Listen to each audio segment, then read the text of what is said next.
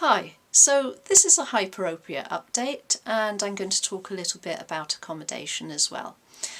So for those of you who follow me, I've taken down my last two videos. Apparently being diagnosed with a significant amount of hyperopia has upset some apple carts. Not everyone is so positive.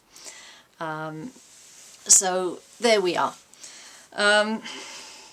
So the glasses I have on today, that's 11.5, that is a 10.5 and a bit extra here, that's a +1, that makes 11.5. And the reason I've got this little addition is because these are my new ones, these are +12s, so I want to get both eyes the same as much as possible before moving on to those. So also from 10.5 to 12, now that is a big leap, so you kind of want to go up in smaller increments, so that's why I've got these like this for a couple of days. So I'm going to talk about accommodation a bit, because in that eye test I had something like 7 diopters, and that is really big actually. The average 40-year-old has 4, so I'm well past that. Children start out with something like 15 diopters accommodative range, so it's huge, and then like by the time you're 20 it's maybe about 7, I guess. I don't know, now this does explain why people can end up being myopic who never were myopic.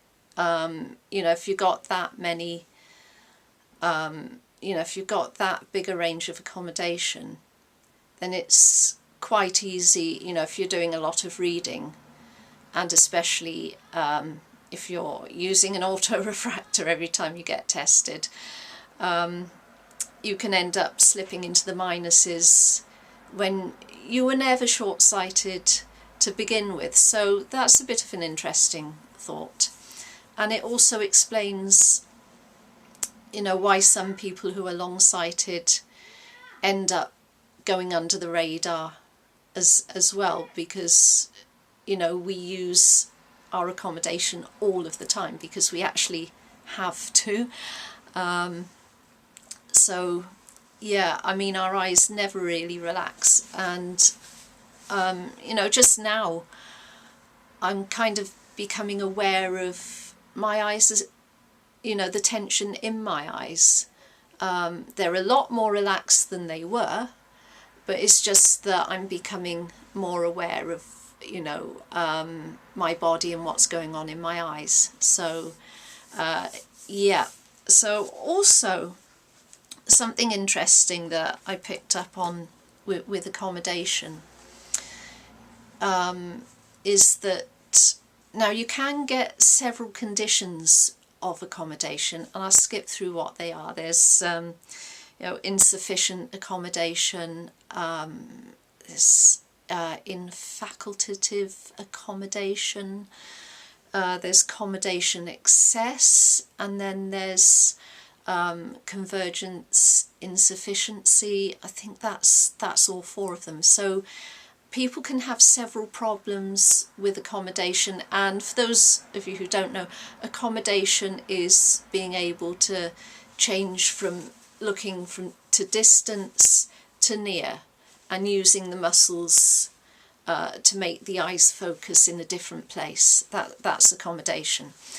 But something interesting I found was that there is a link between accommodation issues and Ehlers-Danlos syndrome. For those of you who haven't heard of Ehlers-Danlos syndrome, you can think of it as the double-jointed, you know, people who are very double-jointed. Now, obviously it's more complex than that, and you know, it affects other parts of the body too, but that's that is one feature of it that probably everyone knows. But yeah, there does seem to be a connection there with accommodation issues. And the interesting thing I picked up, I was just skimming through an academic article, which I can't remember, sorry, was that visual therapy really doesn't work very well on those people. What they found was they gave people visual therapy for their problems, and there was like a minimal effect. And then later on they tested them. I mean, they were children. So later on they tested them because they were getting other issues, and they found out that they had Ehlers-Danlos syndrome. So I don't have it, but I've made a video about this before. I'm kind of a bit more flexible than most people. So, you know, it's something I've wondered about. So maybe that, you know, there is a bit of connection there. But yeah, that was an interesting thing. So anyway, that's my little bit for today. So hope to see you in my next video.